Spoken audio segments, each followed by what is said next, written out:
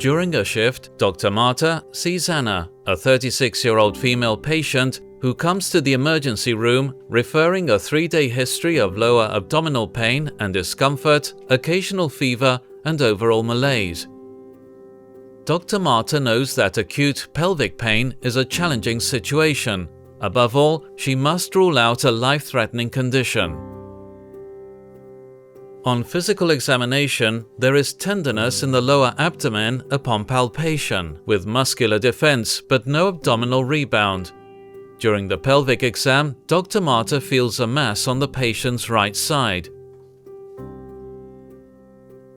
Due to the patient's age, symptoms, and general status, Dr. Marta suspects an ovarian cyst or a urinary tract infection. Anna is admitted to the observation ward for further evaluation, and the initial set of orders for pelvic pain are requested. In the meantime, Dr. Marta decides to review the condition in depth to confirm the patient's diagnosis and consequently the treatment plan. Dr. Marta logs into Clinical Key and types acute pelvic pain women. Within the first results, she finds an image from a journal with the information she is looking for. She reads that knowing the patient's pregnancy status is critical and has already ordered a pregnancy test as part of the initial workup. While the laboratory tests are being run, Dr. Marta clicks on View in Source below the image to read the complete content of the article. In the section History, Dr. Marta focuses in finding adnexal mass. She knew an ectopic pregnancy, a serious condition that might turn critical if left untreated, could cause pain, but sees it could also explain the mass she felt on physical examination. Or she returns to the patient's bedside and asks her for presence of vaginal bleeding, delayed menses, or a history of previous ectopic pregnancy. The patient denies having vaginal bleeding, but cannot recall her last menstrual period, stating her cycles are usually very irregular. Dr. Marta searches in Clinical Key for ectopic pregnancy.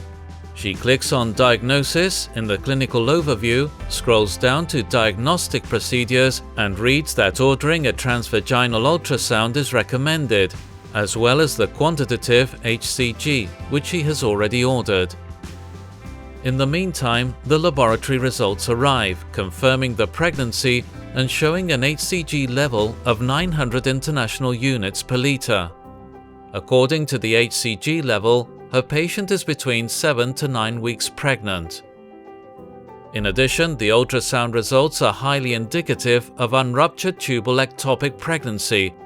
In the clinical overview, she learns that Anna might be offered medical treatment instead of surgical treatment, as intramuscular methotrexate has a success rate comparable to laparoscopic salpingostomy. She is relieved to know that Anna meets the selection criteria for medical treatment and has no contraindications to methotrexate. Because of the possibility to review several sources of current credible evidence in one single access point, Dr. Marta is confident of the knowledge acquired. More importantly, Dr. Marta may have spared her patient from an unnecessary surgical procedure.